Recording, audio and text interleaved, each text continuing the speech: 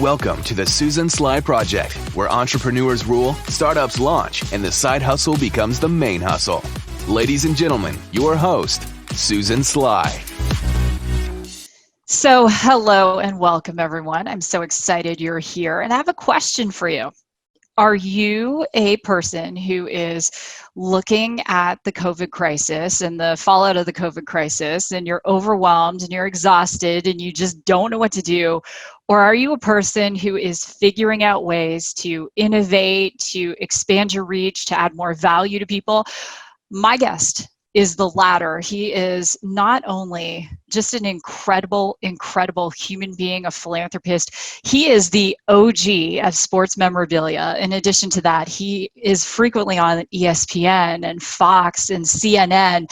He has been quoted in the New York Times and Forbes. And in fact, one of the things he's best known for is selling dirt from Yankee Stadium and making millions and millions of dollars. He is a best-selling author. He is a keynote speaker. And one of his my favorite books of his is You Gotta Have Balls. I love that book. Anyway, I love the title. So it's so great to have you here, Brandon Steiner. Thanks for being here. Well, thank you. It's always good talking to you. I always cherish those moments, but when I've never had a conversation with you, and I've had many where I didn't walk away and have to start writing some stuff down. That's how you operate. I take those, sometimes you talk with people, you can't take one conversation for granted because it could change. It could be a big change for you just by listening. And I think that you got to be careful these days. I've been in a swirl when this virus came out because I think, if you're a person who's take charge, likes to be in control, your head's going to be for a spin because you're not in control. You have no idea. We can't fix this. It's not like I can even go out and go bang on the drum. Matter of fact, you got to stay in. And you got to let other people that you normally not used to having control have control. And it could be a little deafening sometimes, Do you think, you as a kid on food assistance, grew up poor, had to figure out a way. Do you think that gave you an advantage when this crisis hit? Those are food stamps, by the way. But I think they call it food assistance now. I grew up on food stamps in Canada in a project. So I think they've changed the name, but I'm not sure. Yeah. I think there's no question. I think your adversity is your advantage. I think that anytime you have any kind of adversity and a high level of pressure, that's what humans are built for. So if you're moving away from pressure and adversity, you're probably, listen, you may have some success, but you're not headed towards anything extraordinary. So for me, when this happened, I was definitely a little down just because, I left Steiner Sports. I had this new idea that I wanted to launch for years. I launched it in the fall, and here I am. I run into this thing where everybody's flipping out. And I started flipping out a little bit. But then I said to myself, wait a minute. It's got to be a silver lining here. And then I started just thinking about pivoting, really. I'm thinking, with everybody home, maybe I'm going to get into the kids' gift. Everybody's having babies because they've been home for 3 months. I figured come next December, January, maybe I open up a kids' gift store. Or maybe I get into consulting because I think restaurants have a tremendous need to pivot on their takeout and delivery menus. They've been struggling. They figured out the Grubhub and the Uber Eats part, but you can't read their menu. The person answering the phone doesn't get it. They haven't adjusted their takeout dishes, and they haven't made it more affordable and more creative for a family to order regularly, other than the pizza places, right? So you order regularly from the pizza place, but how much can you eat pizza and that kind of stuff?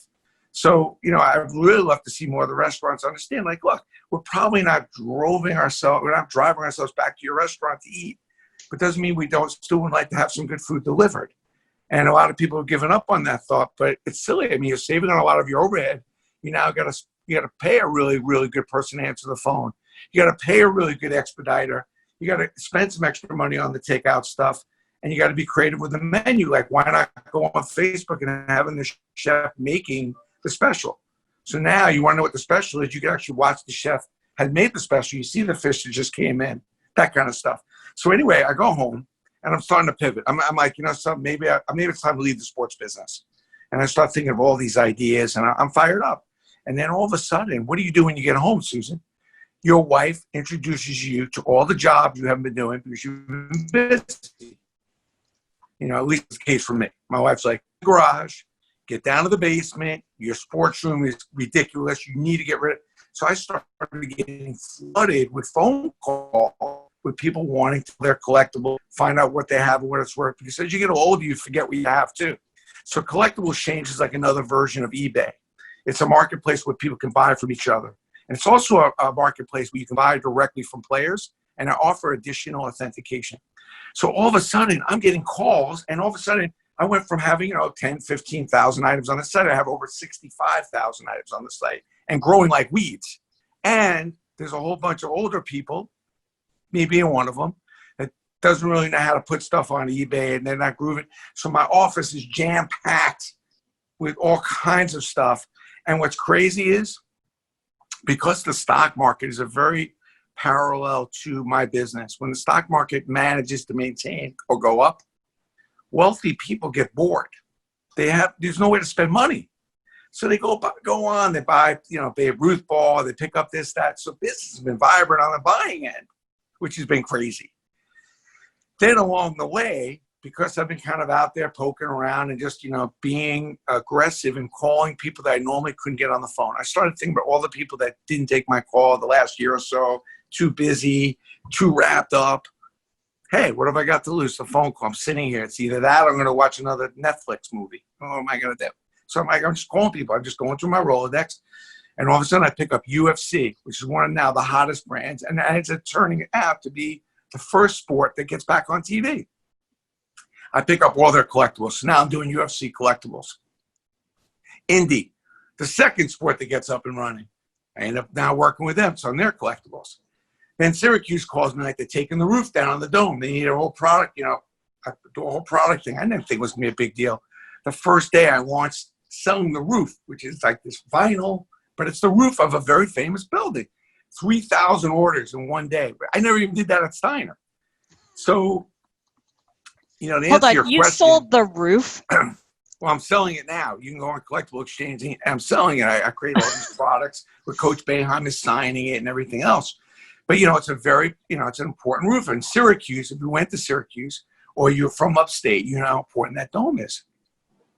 But to answer your question, I think that anybody who's gone through adversity and doesn't look back and don't think it's one of the better things that's happened to them, it's a growth spurt. It's crazy. When I came up with the dirt that you mentioned, which I've sold over $50 million worth, that was from the recession in 2007. I wasn't that smart. I was just desperate. I figured people were feeling a little poor. I had to come up with a lower priced item. So I started going crazy with the dirt and coming up with all these dirt products. So I feel the same way with the dome. Like, it's an inexpensive gift. It's like $50 to $150 gift. You remember the dome. It's a big part of your life. You lived up in Syracuse or went to Syracuse. So I think, do I think adversity brings out the best in you? You're damn right I do. But I also think that you have to jump into the adversity. Like, you got to grab it. You can't run away from it. And the way I say it is like, here we are in another adverse situation. Do you want to go on your deathbed and go, man, when that flu was going on, when that virus was going on, I did nothing. I just sat back and watched TV with the remote and collected my unemployment, did nothing. Like, do you want to be one of those people? Or I don't think so. So I think we were built for these kind of situations more than any other species on the planet. Humans can adjust. And that's what I love about you, Susan. Like, you're always pivoting. And most importantly, in times like this, you can really have a clear path because you get rid of all the distractions. And you can actually see ahead, which is really what it's all about in entrepreneurship. I was talking to somebody the other day, and they're like, do you think it's a problem with all these teams playing without fans? This is going to be really tough for the players. I said, tough. Have you ever been outside of a clubhouse on a game day? The amount of demands on a player, media, community service, the marketing guy, the wives, the kids, leaving tickets for friends, all that is gone. We may see some of the highest quality sports, God willing, and everything else, that get no distractions. These players are amazing, and they're going to come in and just be able to do their job and not have to deal with. That's a positive too. But again, oh my God, no fans. What are we going to do? I'm like, I'm not saying that's not a little bit of a bummer, but I'm also saying that imagine if you were able to do your job all day and your kids and all the distractions, the responsibilities you have, which are real, just disappeared for a few months. You're not going to tell me you'd be more productive? And all the people that were saying, oh, I can't wait to work from home one day. I hate this commute. Oh, man, they're all crying and whining. Oh, I can't wait to go back to work. Yeah, how is parenting 24/7 working out for you? But, listen, it's a great time to take an up-close view of what you really have with your children. There is no hiding. There is no running away. So, you got to run to your problems. You also have to run to the things that are most important to you right now, which is your family, and really kind of catch up on it. It's a brilliant opportunity to really be able to do your thing and catch up on your family values and catch up on your family time and all that. So it's an interesting time if you really can wake up and stop watching the news and kind of not get so down about things that you can't control. Control the controllables. Control the controllables. And I love also, you're this rare person. And I mean, I know a lot of people. You are so rare. You will find the bright side of anything. I mean, if you look at selling dirt during the recession, okay, now we're selling the roof of Syracuse during COVID, during, the economy the way it is. And leaders always figure out a way. Right? They always figure out a way. When the waters get rough, the sharks keep swimming.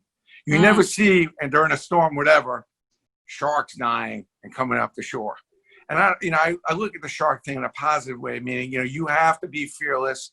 Sharks always manage, no matter how rough the waters get. And you have to think about, this is what you were made for. This is what you were born for. You didn't think life was just going to be nice little local train that was going to stop every stop and be exactly on time. I mean, there's going to be ups and downs in life. Life's difficult. But, I got to tell you, I feel phenomenal. And I was a little down there for a little while, a few weeks, just trying to figure out what the story was. But, I feel better than I felt. I feel like a teenager again. You look good, man. Seriously, you look good.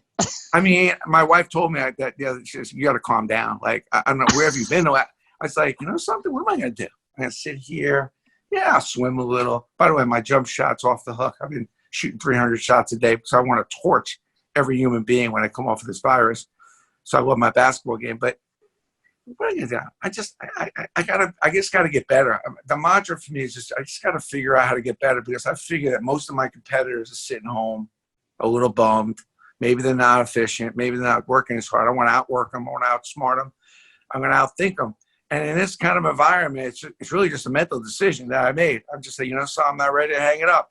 Because I have a lot of friends maybe I should just retire. I don't know if I'm going to be able to go to work anymore. I'm like, whatever. Okay. Those people exhaust me. They exhaust me. I can't. It's the terrain we're in. And I think also too, for me as a former athlete, that, when I was racing pro triathlon, if the water was choppy, you still compete. If you've got a massive headwind, you still compete. What if it's pouring rain, if it's sleet, you still compete. You figure out a way. And I love what you said about sports teams, because thinking of it this way, if people listening have never played a professional sport or been at that level, let's say as an example, one of the last games the Suns played, I had my 10-year-old Emery there, and she was Brandon. She was going crazy. She went home and she was like, "Mommy, I need to stay up late and practice. We have in our backyard a sport court, and it's lit up." She's like, "I need to go shoot hoops right now." She's just all fired up. But I can tell you, being at a Suns game, if it's Suns Lakers, you've got almost half the audience is Lakers, almost half is Suns. The players on the court don't really know who's cheering because they're so focused on the other player in front of them. And that is such a metaphor for what is going on right now. You have to stop looking to the right, looking to the left. You have to look straight ahead and just say, how am I going to add value to people? How am I going to pivot? How am I going to make an opportunity? Uber, Pinterest, Instagram. There's a whole host of businesses that we know now. They're very common. They were started during the recession, and some of the biggest multi-billion-dollar companies we're going to be hearing about in 5 years, there are a bunch of people in a living room right now or virtually coming up with those companies. What's crazy is that there are people that can't find employees. So there's all these people that are out of work, and I think it's terrible. And I know it's not easy sometimes with transitions. I picked up this book just a couple months ago. Not a plug. It's called Transitions by who wrote William Bridges. So this guy writes this book. I honestly, I was walking by a bookstore and I don't know, like 4 months ago, and I'm like, I don't know, sounds like a good book. This guy wrote this book like 30 years ago and republished it. I'm going to track him down because I want to have a conversation with him. But what's fascinating about it is, and what I try to express to people is like, look, you're here doesn't mean you're guaranteed to be there or here tomorrow. You have to decide where you want to be. And at the end, when you go through transitions in life, and you're going to go through them, when you get married, when you graduate college, when you get fired, when you get promoted, when you have your first kid, those are all transitions that are going to dramatically change. How do you deal with those transitions? Because a lot of the way, what I've learned from the book is a lot of the way you deal with those transitions is what you saw when you were growing up, possibly your parents dealing with transitions, or how you dealt with transitions early on. And a lot of times it's not good. Sometimes it is good, but it's all just perspective. And this guy studies all these different people. He does a study with, I think, 25 people that are going through all different transitions. Some of them, the guy gets promotion to the corner office. The woman gets laid off. I mean, it's all these different things. And he kind of shows about why these people reacted the way they did. And I think what's really interesting is that in a transition, are you flexible? Are you faithful? Are you available? Because all of a sudden, you got to let your guard down. Like right now, they're I mean, they can't find people in Austin to work. There are cities that are popping. Now, I'm not saying you're all qualified, but if you're going to be home, then take some classes online. Like my son's taking a coding class at home because he's home a lot, because that can't hurt. Like you can get stuff online and learn and grow. Don't sit home and do nothing. I understand why you being out of control and kind of what's been taken away could be very depressing. I don't think it's something you want to ignore, but use it as a motivational thing that maybe there's something better around the corner. I guess where faith comes in, like you have to have a belief in God that they're not going to just leave you to die on a corner starving, but he is saying, hey, you got to get up and do something. And I certainly like to think that this virus, which I argue with my wife and my friends all the time, and I like to hear your opinion on it, like, you got to feel like maybe we got a time out from God because we were getting a little crazy. We weren't respecting each other. We weren't kind to each other. And maybe this was divine intervention. Maybe just got pissed off and said, oh, you acting too crazy. You all need to slow down a little bit. Because in order to move fast, you got to slow down. And I think that was the message from him. It's like, you all need to slow down and give you guys all a big one grown-up time out. Yeah. When it first started, I agree. Like when it first started in January, I looked at, how weird I am. Like I just finished a course at MIT in machine learning. And so I love data and numbers, and especially anything to do with health. So back in January, when the virus was first being discussed in Wuhan, I looked at the R naught. Now, if someone's listening, they don't know what an R naught is. It's the number of people one person infects. So this thing was double SARS. And so Brandon, I look at this and I say to my husband, I'm like, babe, this is going to be really bad. And I predict globally by June, we could have over 10 million people in the world with this thing. And then I went online. It's a true confession. I order like a huge hand sanitizer, Clorox wipes. I order like gloves. I order N95 masks. And my husband's like, babe, what are you doing? And I felt like I was, my tech team, my colleagues, I was like, guys, this is bad. And I felt like, no one was listening to what I had to say, except for, one of my employees was like, yeah, I get it. You're right. Anyway, so as things started to roll out, it's been interesting to see human nature. And I work with some really amazing people. I had two guys. One guy called me. He was actually teary. He said, Susan, I went to New York and I didn't listen to you. I went to New York. There's no one on the street there. He's like, I'm so sorry I didn't listen. Another guy said, you said it was going to be bad. As a team, we took technology we had from our retail thing that we were building in artificial intelligence. We already had technology for hand sanitization, mask detection, all this stuff. And we said, instead of bringing it out in 2021, we're going to bring it out now. And I always have a philosophy, Brandon. If you can, you should, you must. You're selling the friggin' roof of Syracuse. I've been to that stadium before. I grew up not far from there. That's right. Yeah. And you're figuring out a way. You said, though, you were down for a little bit. How did you snap yourself out of it? Because I know there are people watching and listening, and they're like, you two are insane. Like, you're like the Energizer bunnies on steroids, and we are. But how did you snap yourself out of it? Because there are a lot of people who haven't snapped out of it yet. I think for me, first of all, start with gratitude. You know, when you get a high expectation of what you thought was going to happen, and then you get disappointed, that, you know, so you get yourself nice and depressed, you know, and you get back to the, oh man, I can't believe this is happening. But I think for me, it's gratitude. I started realizing, like, wow, Brandon, you have a lot to be thankful for. Can you believe the position you're in? And I hadn't really ever stopped. And, you know, I just hadn't stopped and realized what I accomplished, and some of the things that I have that I probably just took for granted. You know, the fact that I have money in the bank, the fact that I don't have to work, which is a blessing, and nothing was given to me. But, you know, I stopped for a minute. I'm like, wow, I got my wife here. She's great. My kids are good. You know, I've made enough money for this kind of thing happening that I'd be safe. You know, I always say that I'm working all this hard, so in case anything ever happens, I have enough money to, well, now it happened. So all of a sudden, I got off the, what am I going to do? What am I going to do? And I started saying, wait a minute, what I should be doing is what I really enjoy doing, what I'm going to have fun doing. And I've earned that luxury of having that choice. The other thing was I just felt like, you know, if I'm going to go write blogs and write books, Susan, then I have to set a better example.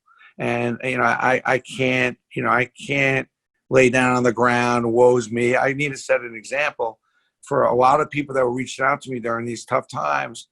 And I think those people reaching out to me and me trying to pick them up and kind of get them going really lifted myself up.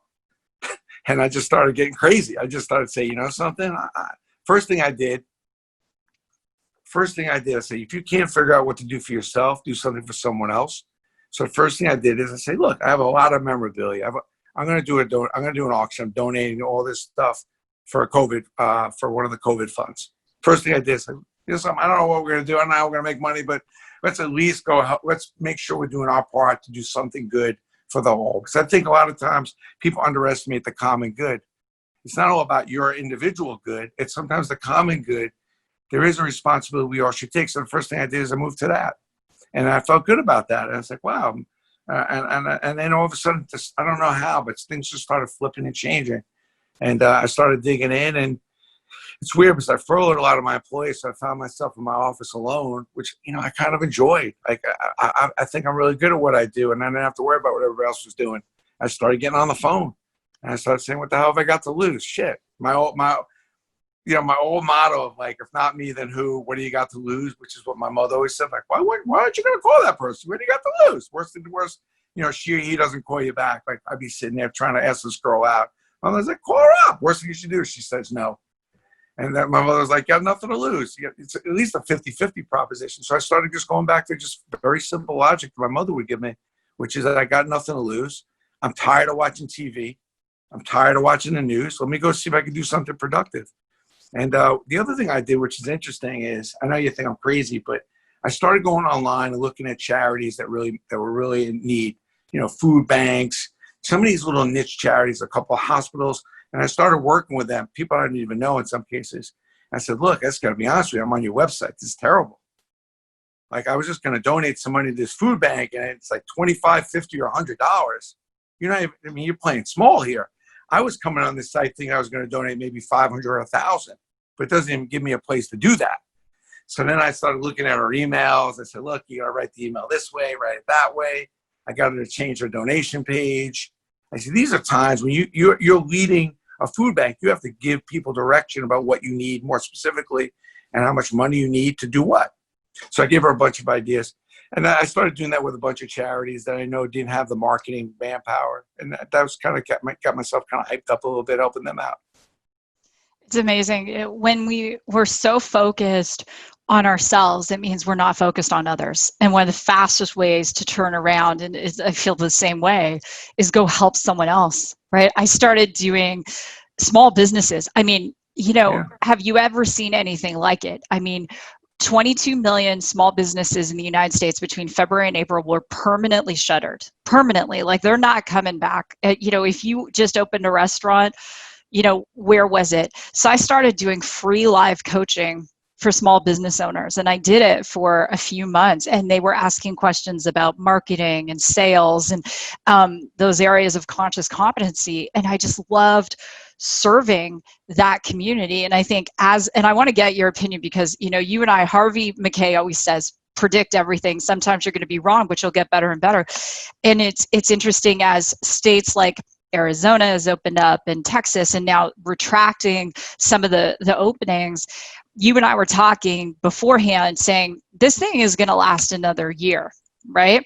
So what would your prediction be, especially for someone listening, if they're a business owner, a small business owner, and they're like, Brandon, what should I do? If this thing lasts another year, I'm not sure how I'm going to make it. What should I do? What advice would you give to them? Well, the first thing I would say is take action over anxiety.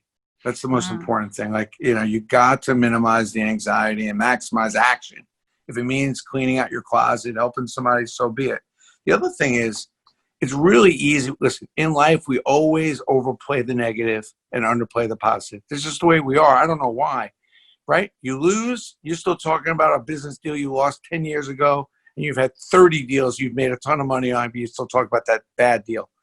And I think that right now, we do talk about the 22 million businesses that went down, but there are a lot of businesses doing well. There's a lot of industry booming.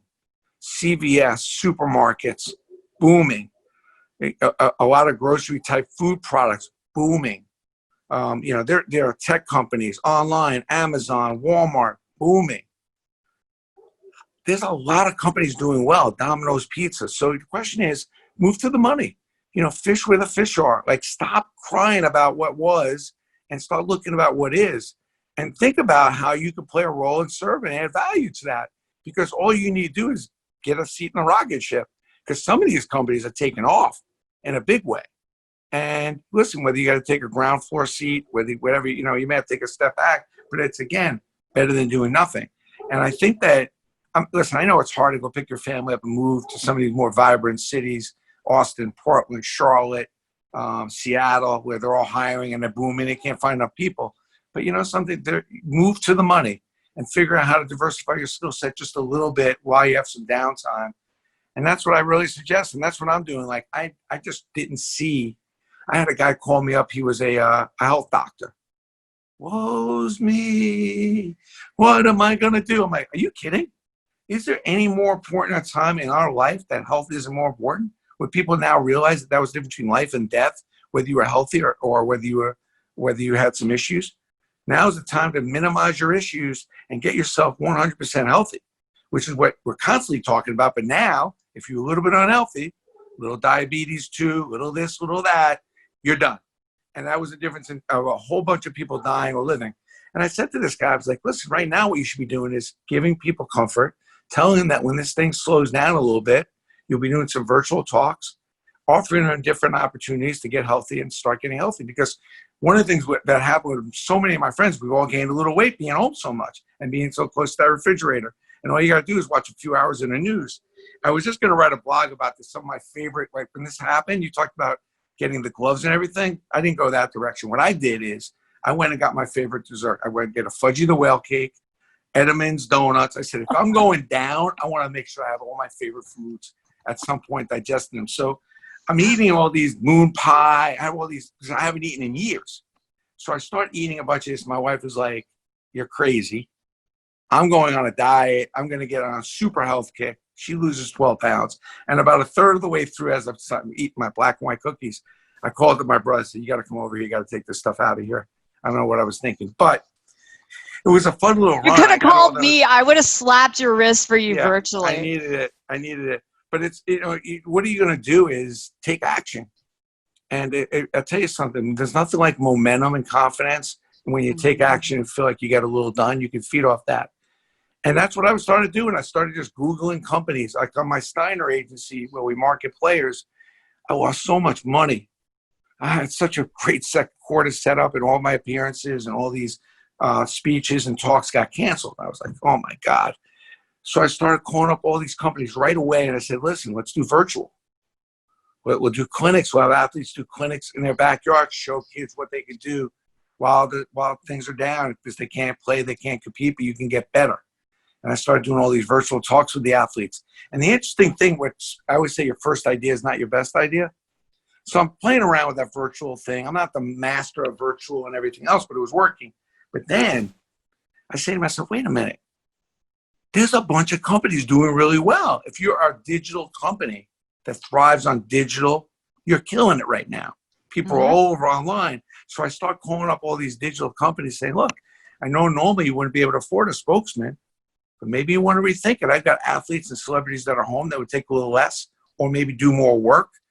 And your business is booming. You may have a little extra money in your budget. And all of a sudden I flipped it. And all of a sudden I went from like a complete blow up of second quarter to a pretty good second quarter, which wasn't as good as it was going to be, but not bad. It's better than had you done nothing at all. Like there's people can't, I always say in the face of challenge, we can give up or get better. And there has, in my history, there has never been an opportunity for us all to get better than the one we're living in now, right? It's just, it's amazing to me. And at some point, time is now. I love this lady, Joan Christen. Yeah, the time is now. Yeah, I love it. We can't, thinking about it, I really feel coming out of this time, it's like God shuffling the deck, right? So some of the people who might have been Instagram influencers are not relevant any longer because what they're saying doesn't apply to these current times. And then other people who are inventing the technology, thinking about doing things in different ways are going to take businesses to a level we haven't even seen. A friend of mine works for Tony Robbins and he sent me a text. He's like, Susan, you should see what Tony's doing. Tony is always innovating. So he's been, for years, he's been saying, I want to do all my events with VR. And he started investing a lot in virtual reality. And we're about to see people jumping up and down. They won't be able to walk on coals, but they'll have a pretty close experience with Tony from the comfort of their own home. I think sports are going to go that way. Some things are not going back, my friends. They're not. Right. I think you're going to be wearing masks on airplanes. That's not going to change. Just like we don't carry water bottles through TSA. One event can shift our lifetime. And it's, are you going to adapt or are you going to go to sleep is the question. Brandon, I want to ask you, so yeah, I know you're pretty fired up. All right. So if you could predict, I guess, what some of the changes we're going to see in business are going to be over the next year, what would some of those things be, in your opinion?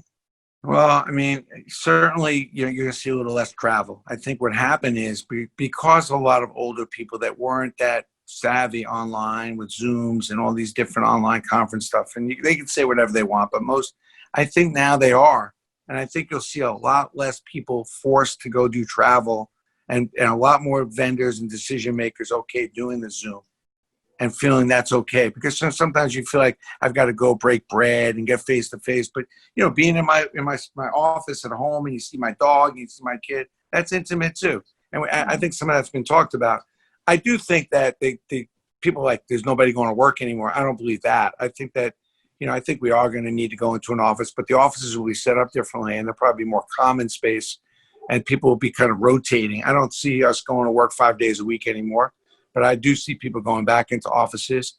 I tell you another thing that was shocking to me is now all of a sudden, living in the city, particularly in Manhattan, but all these bigger cities, that was where the cool place to live. And now it's definitely cooler to move out in the burbs. So we're seeing that. There's a much higher focus on getting your food delivered than ever before. And I don't think that's going away, especially with older people. Didn't trust it, didn't count on it. But I also think eating healthy, I think that's going to really take it to another level because anybody with half a brain realizes that some of these things that we may get hit with, which really is true, regardless of the virus, we always talk about this, you and I, is like, listen, most of us at some point are going to get sick of some level. We're not immune to something happening to us, but the question is what kind of shape is our body going to be in to fight it? And I think finally people see it once and for all right in front of them is that something got hit and some people were in better shape because they worked on their health, they worked on their diet, they worked on their sleeping, and that put them in a position to live.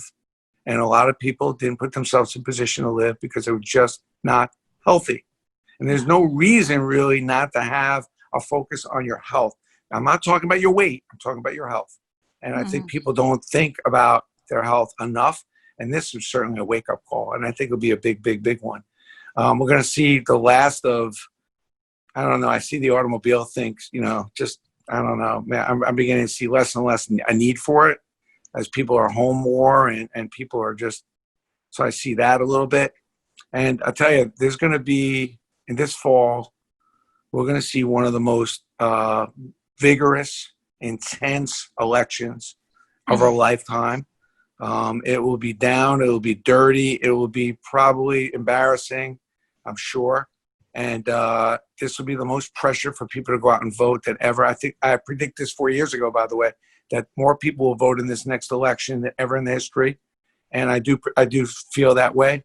And especially now with Black Lives Matter, when there's a tremendous amount of animation now and push for change from minorities in general, I think that this next election could be a real wake-up call for this country, good or possibly bad, because I Yeah. know people are very emotional about, and the country is very split. So I'm hoping that that's going to be one of the big things that is going to be really up in the air. Is it money that drives this country, or is it going to be quality of life and kindness and acting with class? And that's right.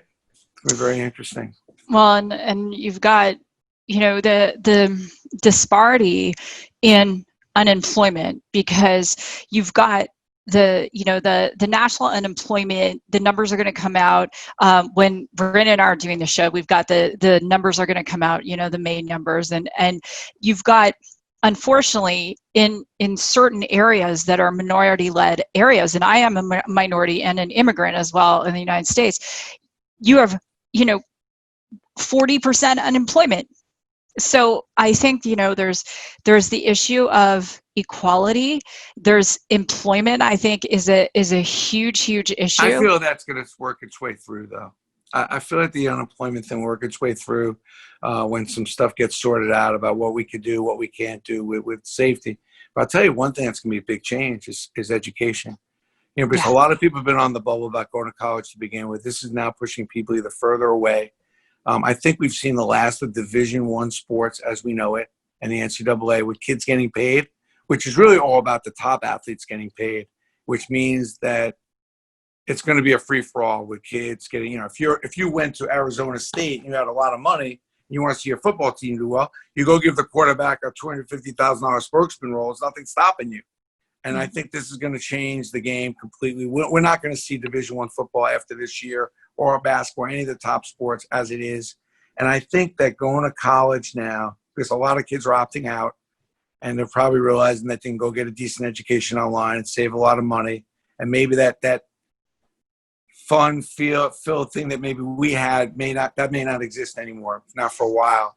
And I think colleges have got to pivot, because we have $1.7 trillion in student loan debt. It's absurd how much an education costs. I didn't say to my CPA, what school did you do your undergrad at? Just, are you good at being a CPA?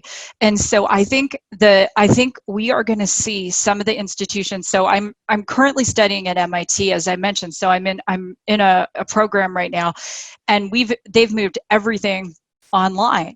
And so looking at MIT, so I can have my kids run my companies and study at MIT without physically going to MIT, and the big schools are going to have to adapt. I think we're going to see the costs come down in online education, because if it doesn't, people just aren't going to go, to your point. Now, I want a surgeon who's gone to medical school. I don't want a surgeon who learned on YouTube. If I have to get my knee operated on, you damn well have better learned at medical school. Doubt. But certain things and certain jobs. The professional education, that stuff exists. But, we have slipped on education. I really like to see everybody get a chance to get a good education. And I'm a fan of college. I just don't think it's going to be the same. And I think there's a huge amount of pressure on schools whose overheads are high and they don't have the endowments like Harvard or Columbia. Those kind of schools are MIT.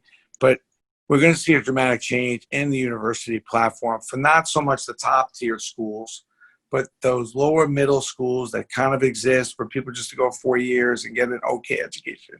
And we're already starting to see that, but we'll see a lot more. There'll be a real bad fallout. There'll be a bad fallout after this year. I think a lot of those schools aren't going to make it.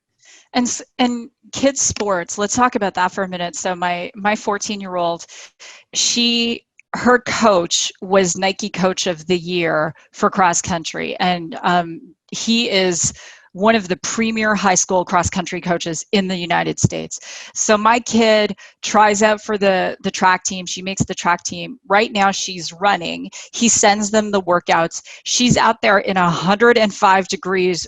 Saturday morning, it was like, 8.5 miles. But will she get scouted? That's the question. When she's in her junior year, will any of that stuff still happen? I think that we're also, and I would say it's about friggin' time. I think we're also going to see kids, regardless of their background, just like you and I, we didn't come from the best backgrounds, but damn it, we were disciplined. We were diligent and we were driven. And instead of kids being handed like everyone gets a ribbon now, it's going to be the kid who trains in 105 degrees. It's going to be the kid who figures out the algebra on YouTube or Khan Academy because the teacher is still at home and not there with them to do that extra work. So we're going to see this new type of kid who is forced to be self-reliant. And I'm already seeing it as a mom. And my message to adults is kids are going to be self-reliant. The question is, are you going to be self-reliant? I mean, Brandon is self-reliant. If he doesn't know how to do something, he figures it out, right? It all comes down to, there's two types of people, the ones that figure it out and the ones that don't. And the ones that have a high level of non-acceptance, and that's what pushes you to figure it out, you're a different kind of person. My kid walks in my bedroom one morning and says, Dad, Mom had to leave to work early. Can you drive me to school? I'm like, are you out of your mind? Do I look like a cab or Uber driver? I'm not driving you to school. Are you nuts coming in my bedroom, waking me up early like this because your mother couldn't take you? She's like, Dad, I'm 9. I'm like, yeah, God gave you 2 feet, a bicycle. You go on those play dates, go work one of your friends' moms to take you. You got to think of these things. So he's about to walk out of the room. I said, Crosby, he's kind of perplexed. He's trying to, and I said, listen, at the end of the day, nobody took me to school. I'm not saying that I'm mad at you because Mom takes you to school every morning. Now she's not. Now but life is about figuring it out. You didn't come in here with solutions. You came in here with your hand out, begging for another favor. And why should I do that for you? Why should I wake up, lose my sleep so you can have it easy going to school? Now, if you came and said, Dad, maybe after school I can help you in your warehouse, but could you give me a ride? Like now you were thinking maybe you do something for me, I do something for you. Or maybe you're going to call one of your friends' moms up and ask if she can give a ride. And that's being resourceful. Those are people that figure it out. You don't want to walk to school. You're not accepting that. Now you got to start using your head. Are you a figure it out kid? Or are you going to be waiting on your mommy and daddy to solve all your problems? Because this morning, I ain't solving your problem. So next time you come to my room, wake me up, have some solutions, and we can talk about it. And something like, I know that's a little tough on a 9-year-old. But those are the conversations sometimes you have to have with your kids. Like, you got to be a little tough and shake them up a little bit and let them have to go, oh, how am I going to get to school? Exactly. Why is that always on me? And I think that it's really important. How many employees you have, they can't figure anything out unless you tell them what to do. But how valuable are the ones that can figure it out? They just have a high level of non-acceptance. So I always tell people, it doesn't matter where you're at. What matters is what you're willing to accept and what you're willing to not accept.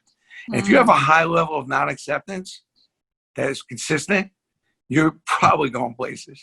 And I have always had a high level of non-acceptance. So like the Syracuse thing the other day, I was like, wow, if we could just do 500 orders, I'm going to be ecstatic. That's when the thing starts. Like 3 hours in, we hit 500 orders. I was just kidding about the 500 orders. I just want to do 1,000. So now almost 3/4 of the day, we hit 1,000. I was like, no, I was good about the 1,000, but I think I want to do like 2,000. It's like, Brandon, you were happy to get 500. I'm like, I don't know, that was old news, and I wasn't really thinking at that time. Like, 2,000 is my goal now. What do we need to do? Obviously, it's hot. How do we go press those social media buttons, and let's go for the 2,000? And before you know it, we're shooting for 3. But we could have sat back and went and celebrated on the 2 or even the 1,000. But I have the high level of non-acceptance. Like, nah, I'm not accepting that. I know we can do better. So you gotta have that high level of non-acceptance, and you gotta be a person who's willing to stop and figure things out, which sometimes the hardest work you're going to do. Right? Yeah. It's at the end of the day where, we're either growing or we're dying. And I know that right now, the people who are going to solve the problems, that are going to come up with the vaccine, that are going to figure out ways to employ more people, they're the people who are working their asses off right now. That's the bottom line. Brendan, you're giving away books. Let's talk about that. Tell us. Hold on, just one more message to the people listening. It's like, listen, when you rest, you're rust. You're going to rust. Oh. When you rest, you're going to rust. When you're green, you're growing. And when you're ripe, you're rotten. So don't get all ripe on me and don't start resting because you're going to be rusting. Stay green. Remember how little you know. Don't start sitting back thinking about how much you know. You're just going to take this break. It's ridiculous. I'm giving away any one of my 3 books. I love my 3 books. Business Playbook. You Got Our Balls. That was my mother's favorite line. And then Living on Purpose. So just go to Collectible Exchange. Click on the book. I think you just pay for shipping. And you're happy to get any of the 3 books.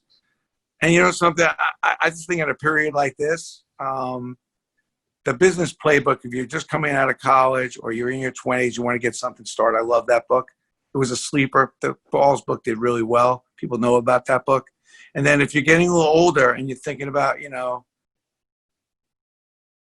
oh man, what am I going to do? That Living on Purpose is a book that will reset you and refire you up in a big way. And so I'm very proud of those books. And if you're not a book reader, go to BrandonSteiner.com and go grab my blog, which I send out about 3 times a week. It's never longer than 90 seconds. So I love the blog. And, I'm half illiterate, Susan. So for me to even write all these blogs for the last 6 years is an amazing feat. But I'm enjoying it. People like it.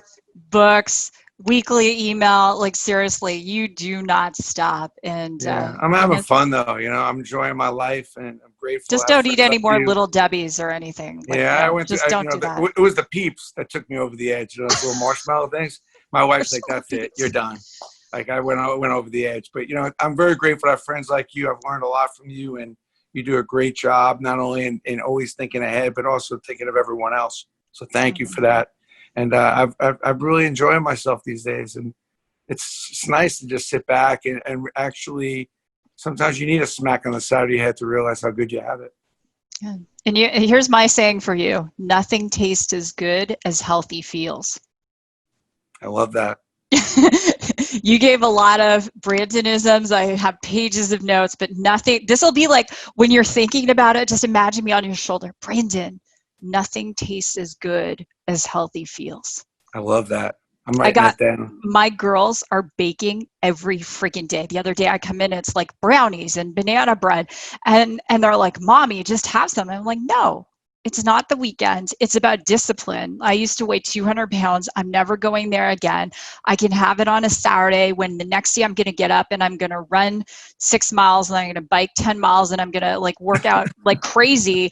But no, I don't need to have a brownie to make myself feel good, right? Nothing tastes as good as healthy feels. Yeah, that could be one of my books I write after I get through the tech exit here. Love that. Stay well, healthy, I love stay you. in touch.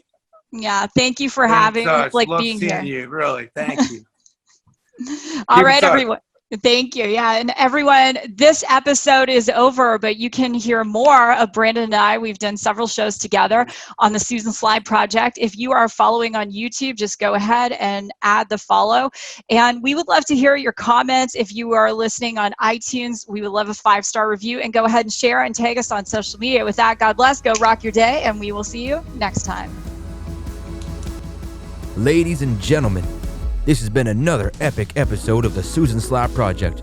For more tips, strategies, and ideas, visit www.susansly.com.